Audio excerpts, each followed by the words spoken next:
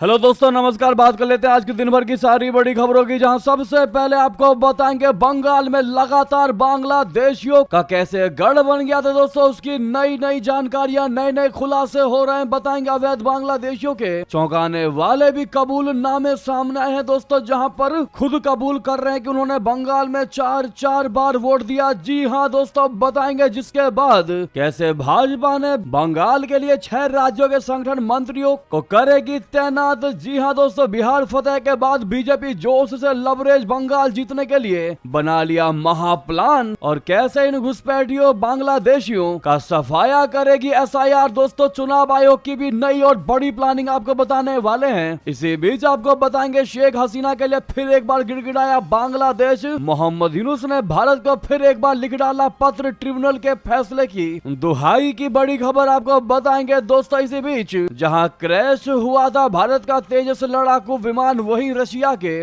विमानों ने करतब दिखाकर कैसे भारतीय पायलट को किया सैल्यूट। दोस्तों, उनका जज्बा और उनका तरीका देखकर आपका भी सीना गर्व से चौड़ा हो जाएगा। दोस्तों, वहीं फ्रांस ने खोली पाकिस्तान की पोल। पाकिस्तान चला था राफेल पर फेक न्यूज फैलाने, भारत को लेकर किया था झूठा दावा, जिसका फ्रांसीसी नौसेना ने पोल खोल कर रख दी। दोस्तों, तो वहीं आपको बताएंगे बिहार बीजेपी के नए अध्यक्ष पर अटकलें हो चुकी हैं शुरू।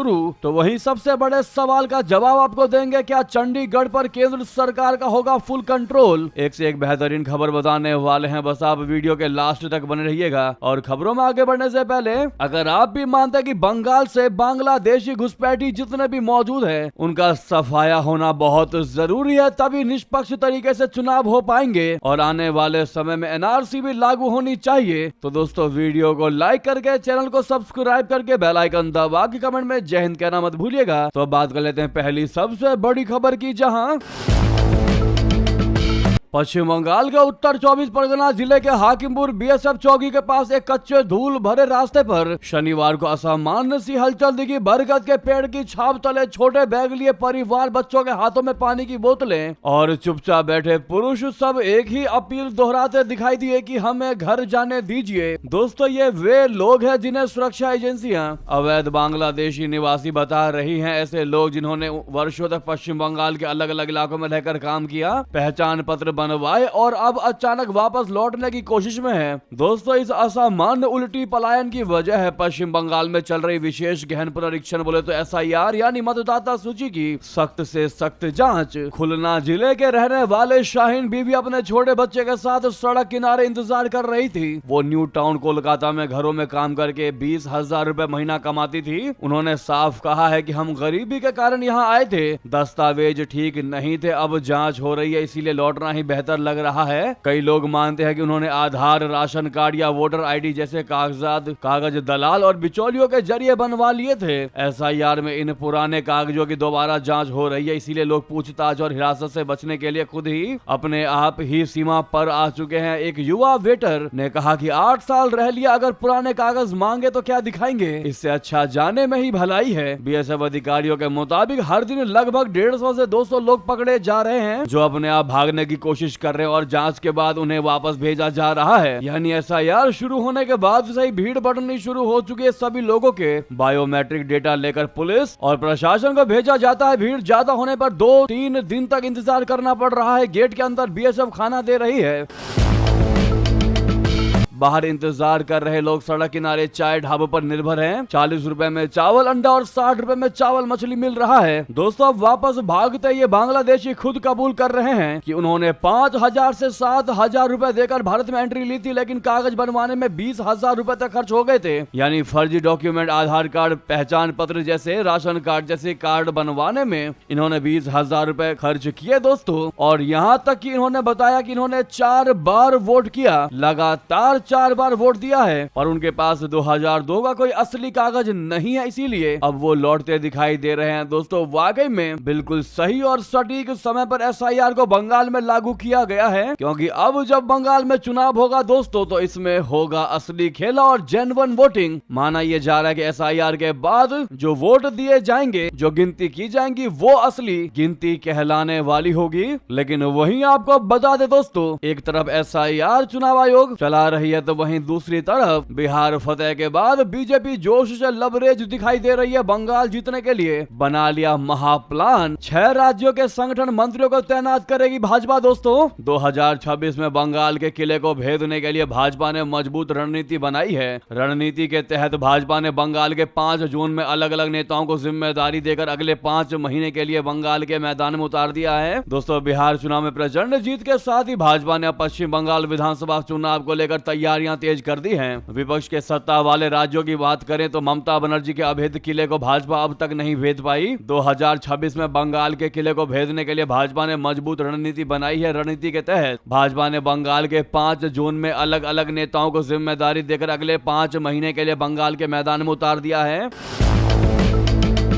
भाजपा ने 6 राज्यों के संगठन मंत्रियों को बंगाल के 5 प्रमुख जोन में तैनात कर दिया है। इसके साथ ही 6 वरिष्ठ नेताओं को भी जिम्मेदारी दे दी है। ये सभी नेता आगामी 5 महीनों तक बंगाल में ही डेरा डालकर जमीनी रणनीति, बूथ नेटवर्क और सामाजिक समीकरणों पर काम करेंगे। पुरुलिया, बांकुड़ा और बर्दवान में संगठन पर विस्तार पर जोर दिया जाएगा। राडबंगा क्षेत्र में छत्तीसगढ़ के संगठन मंत्री पवन साय और उत्तराखंड के धन सिंह रावत काम करेंगे। पुरुलिया, बांकुड़ा और बर्दवान जैसे क्षेत्र भाजपा के लिए संगठन विस्तार का बड़ा टारगेट है। हावड़ा, हुगली, मेदिनीपुर की जिम्मेदारी दिल्ली के संगठन मंत्री पवन राणा को दी गई है, जिसमें हावड़ा, हुगली में इनके साथ हरियाणा के वरिष्ठ नेता संजय भाटिया मौजूद रहेंगे। मेदिनीपुर में यहां यूपी सरकार के मंत्री जेपीएस राठौर को भेजा गया है। यह शुभेंदु अधिकारी की पकड़ वाला इलाका है और यहाँ भाजपा और तृणमूल के बीच कड़ी लड़ाई है। कोलकाता महानगर और दक्षिण 24 परगना की कमान हिमाचल के संगठन मंत्री एम सिद्धार्थन के पास है। उनके साथ कर्नाटक के बड़े नेता और पूर्व राष्ट्रीय महामंत्री सीटी रवि को लगाया गया है। दोस्तों ये क्षेत्र तृणमूल का सबसे मजबूत किला है और भाजपा के लिए यहाँ सेंध लगाना बहुत बड़ी चुनौती होगी। और यही वो क्षेत्र जैसा कि हमने आपको बताया, यहाँ से बांग्लादेशी लगातार वापस लौटते दिखाई दे रहे हैं, भागते दिखाई दे रहे हैं दोस्तों। और यही वजह है कि ये ममता बनर्जी के लिए, टीएमसी के लिए ये क्षेत्र अभेद किला बन गया था। इस बार असली खेला होने की संभावना दिखाई दे रही है। दोस्तों पार्टी चाहती है कि दिसंबर से ही राज्य में जोरदार चुनावी माहौल बनाया जाए। इसके लिए प्रधानमंत्री नरेंद्र मोदी जी और केंद्रीय गृह मंत्री अमित शाह जी की भी उपस्थिति वाली बड़ी रैलियों की योजना तैयार की जा रही है। शुरुआती प्रस्ताव के मुताबिक अगले महीने से हर महीने कम से कम 2 विशाल जनसभाएं होंगी। इनमें एक में प्रधानमंत्री जी हिस्सा लेंगे और दूसरी में गृह मंत्री अमित शाह जी। बीजेपी नेताओं का कहना है कि जैसे ही चुनाव की तारीखों की घोषणा होगी, रैलियों की संख्या बढ़ाकर अभियान को और ज्यादा तीव्र कर दिया जाएगा। राज्य बीजेपी अध्यक्ष समीक भट्टाचार्य इन रैलियों की संभावित तिथि और स्थानों को अंतिम रूप देने के लिए इस सप्ताह दिल्ली भी जा रहे हैं। पार्टी की कोशिश है कि रैलियां ऐसी जगह पर हो जहां से एक साथ कई जिलों तक संदेश पहुंचाया जा सके। बताया जा रहा है कि बीजेपी इस बार चुनावी अभियान को चरणबद्ध तरीके से चलाने की तैयारी कर रही है। इसके लिए राज्य को पार्टी के 5 संगठनात्मक जोनों में विभाजित किया गया है ताकि हर क्षेत्र में अलग रणनीति के साथ सघन प्रचार किया जा सके।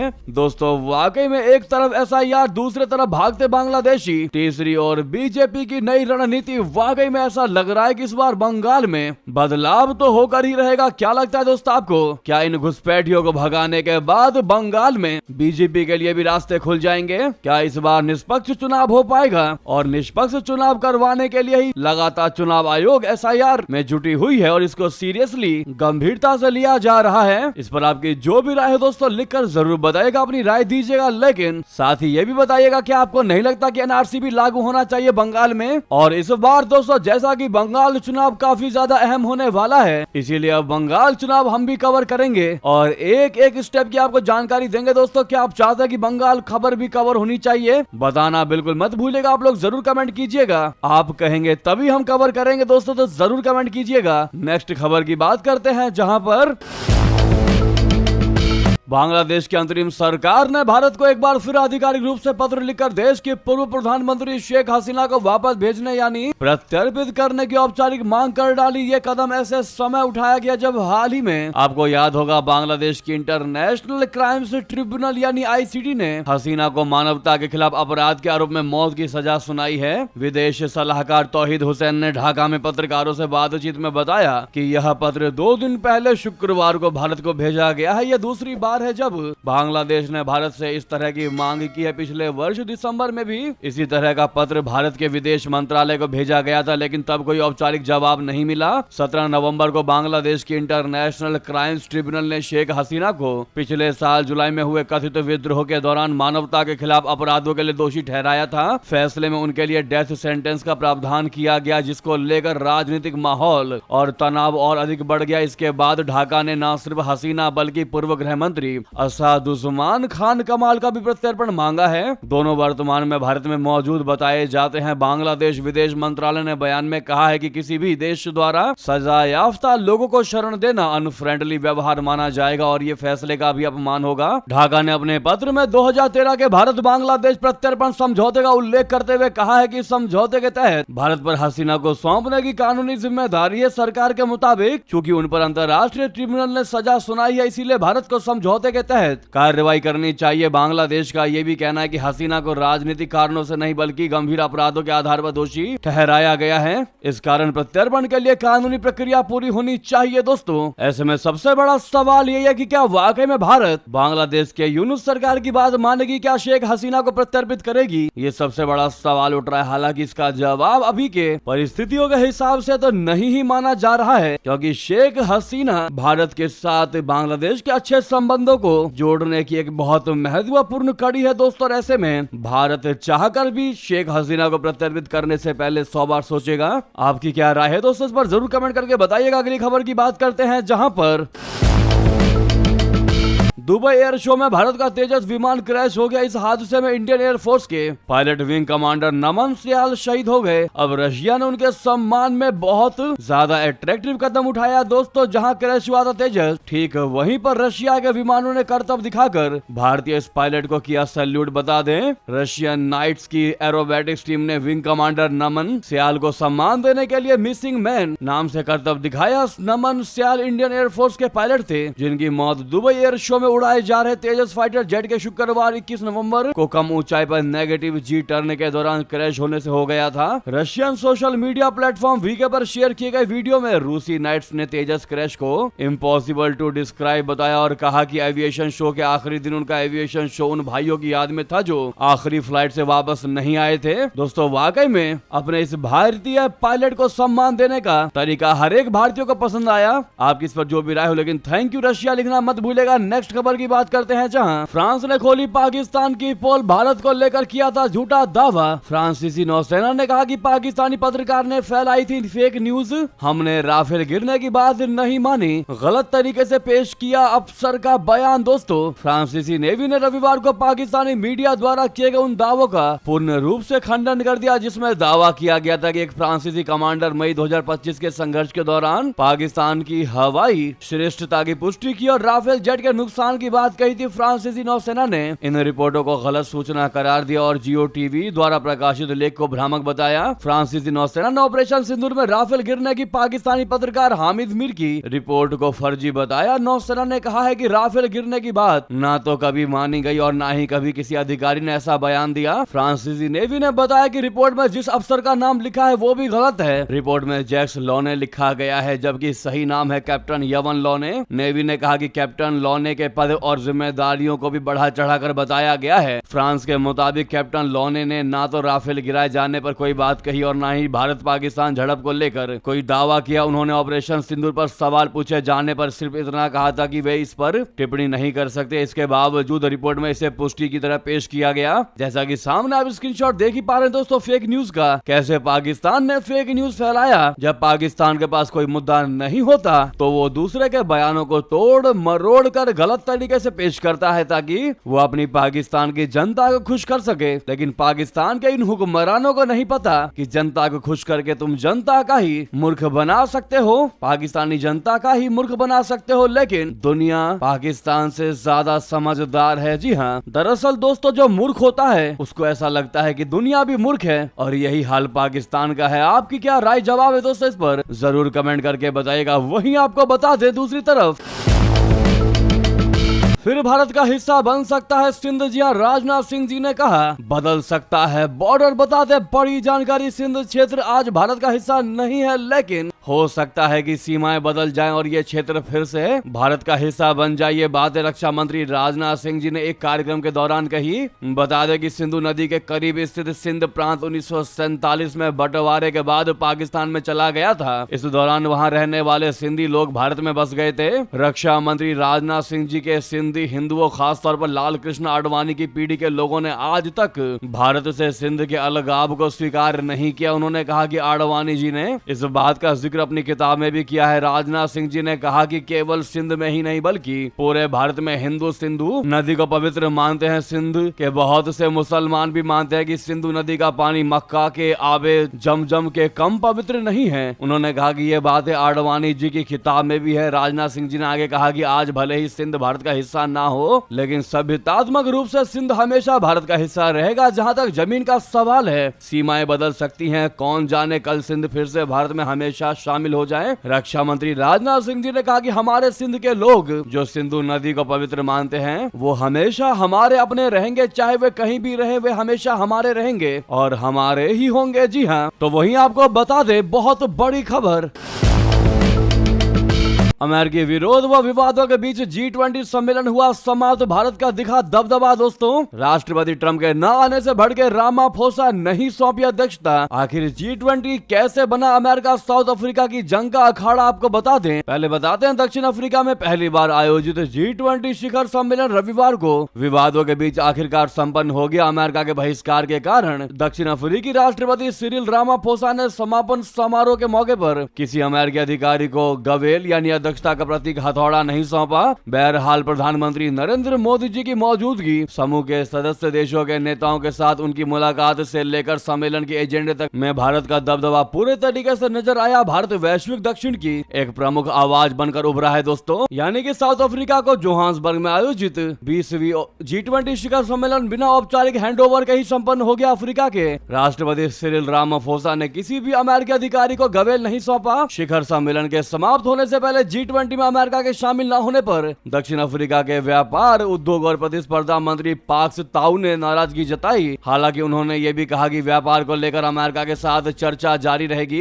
उन्होंने ये बातें मीडिया ब्रीफिंग के दौरान कही हैं। इससे पहले अफ्रीकी राष्ट्रपति ने अमेरिका की अनुपस्थिति में खाली कुर्सी को शिखर सम्मेलन की अध्यक्षता सौंपने की बात कही थी। मीडिया ब्रीफिंग के दौरान जब पाक्स ताऊ से पूछा गया कि क्या इसमें भाग न लेने से अमेरिका को नुकसान होगा और वैश्विक व्यापार पर उसका प्रभाव कम होगा, तो उन्होंने कहा कि इसका आकलन G20 के परिणामों के संदर्भ में किया जाना चाहिए। दोस्तों, आपको बता दें ये बातें अहम इसलिए और हो जाती है क्योंकि ठीक अगले महीने अमेरिका करेगा G20 की अध्यक्षता। जी हां, ताऊ ने स्पष्ट कर दिया है कि अमेरिका के साथ व्यापारिक चर्चाएं जारी रहेंगी। उन्होंने कहा कि G20 एक अलग प्रक्रिया, अभी तक इसका कोई नकारात्मक असर नहीं पड़ा है। उन्होंने बताया कि जोहान्सबर्ग शिखर सम्मेलन में लिए गए फैसलों पर नजर रखी जाएगी, खासकर तब जब अगले महीने से अमेरिका G20 की अध्यक्षता संभालेगा। जिनको नहीं पता कि गैवल क्या होता है, बिना गैवल सौंपे कैसे G20 को समाप्त किया गया, आपको बता दें दरअसल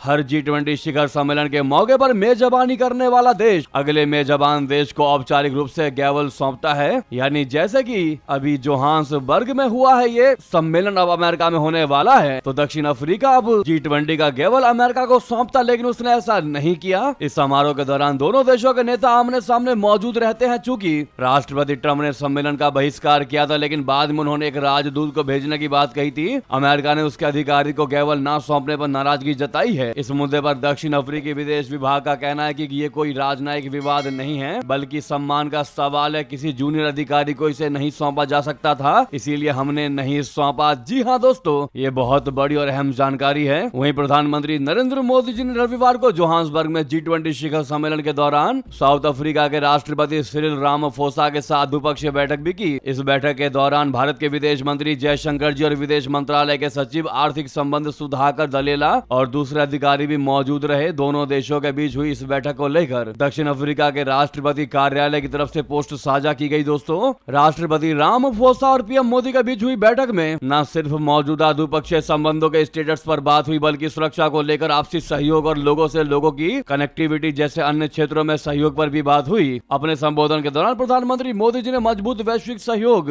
डिजास्टर रेजिलियंस और सस्टेनेबल डेवलपमेंट की आवश्यकता पर जोर दिया। इतना ही नहीं, वहीं पर कनाडा के प्रधानमंत्री प्रधानमंत्री मार्ग कार्नी से भी मिले पीएम मोदी जी। क्या हुई इनके बीच बातचीत, बता दें। क्या पटरी पर लौट रहे हैं कनाडा भारत के संबंध? दरअसल जोहान्सबर्ग में प्रधानमंत्री नरेंद्र मोदी जी ने रविवार को अपने कनाडाई समकक्ष मार्ग कार्नी से मुलाकात की। इस दौरान दोनों नेता व्यापार, निवेश, प्रौद्योगिकी और ऊर्जा जैसे क्षेत्रों में संबंधों को आगे बढ़ाने के अलावा रक्षा तथा अंतरिक्ष क्षेत्रों में गहन सहयोग की संभावनाएं तलाशने पर सहमत हुए। G20 शिखर सम्मेलन से इतर कार्नी से मुलाकात के बाद मोदी जी ने एक सोशल मीडिया पोस्ट में कहा कि कनाडा के प्रधानमंत्री मार्क कार्नी के साथ बहुत ही उपयोगी बातचीत हुई।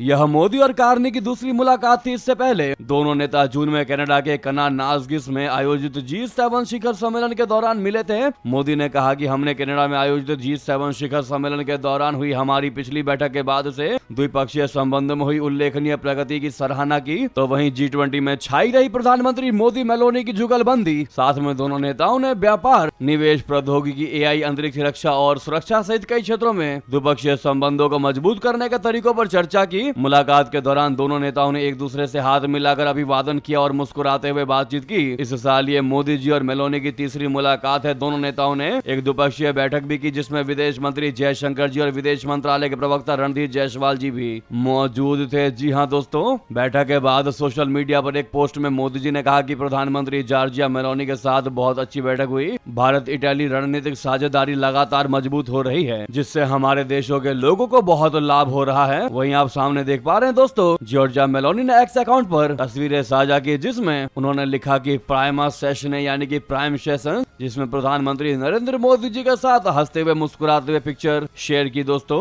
इससे पहले उनकी मुलाकात हुई थी पीएम मोदी जी से। नेक्स्ट खबर की बात करते हैं जहां पर दिलीप जायसवाल के मंत्री बनते ही बिहार बीजेपी के नए अध्यक्ष पर अटकलें शुरू हो चुकी हैं। दोस्तों बिहार में भारतीय जनता पार्टी के प्रदेश अध्यक्ष दिलीप जायसवाल के मंत्री बनने के बाद से ही सोशल मीडिया पर नए अध्यक्ष के नाम पर अटकलें शुरू हो गई। एक आदमी एक पद पर आमतौर पर अमल करने वाली भाजपा के राष्ट्रीय अध्यक्ष का चुनाव लगभग 3 साल से टल रहा है। 2024 के जनवरी में मौजूदा अध्यक्ष जेपी नड्डा का कार्यकाल पूरा हो रहा था, लेकिन लोकसभा चुनाव के लिए उन्हें मिला कार्यकाल विस्तार एन प्रकार बढ़ता ही जा रहा है। ऐसे में भाजपा बिहार में आनन फानन में या जल्दबाजी में नया प्रदेश अध्यक्ष बनाएगी, इसकी संभावना ना के बराबर है। राष्ट्रीय अध्यक्ष के चुनाव के बाद बदलाव हो सकता है। फिर भी भाजपा के बारे में सोशल मीडिया पर लिखने वाले दावे और समीकरण के साथ नए नामों की चर्चाएं चल रही हैं। दोस्तों चल रहे नाम में एक नाम तो पूर्व सीएम जगन्नाथ मिश्रा के बेटे नीतीश मिश्रा का है, जिनको इस बार मंत्री नहीं बनाया गया है। नीतीश कैबिनेट के 26 मंत्रियों में मंगल पांडे ब्राह्मण से इकलौते मंत्री हैं। नीतीश की पार्टी जनता दल यूनाइटेड से पहली बार मंत्री बने नीतीश मिश्रा 2015 में भाजपा में शामिल हुए थे। पिछली सरकार में वो उद्योग मंत्री रहे थे, जो विभाग अब दिलीप जायसवाल को दिया गया है। दोस्तों अपने पिता जगन्नाथ मिश्रा की सीट झंझारपुर से 5वीं बार जीते नीतीश मिश्रा की चिंता करने वाले कह रहे हैं कि पार्टी ने उनके बारे में कुछ बड़ा सोचा है, इसीलिए अभी मंत्रिमंडल से ड्रॉप कर दिया गया है। फिलहाल ये अटकलें हैं। दोस्तों आपकी इस पर क्या राय है जरूर लिखकर बताएगा। लगे हाथ तो वीडियो को लाइक करके चैनल को सब्सक्राइब करके बेल आइकन दबा के कमेंट में जय हिंद अवश्य कह दीजिएगा। मिलता अगली बड़ी खबर में। यहाँ तक बने रहने के लिए आप सभी का बहुत बहुत धन्यवाद, बहुत बहुत आभार। जय हिंद, जय भारत।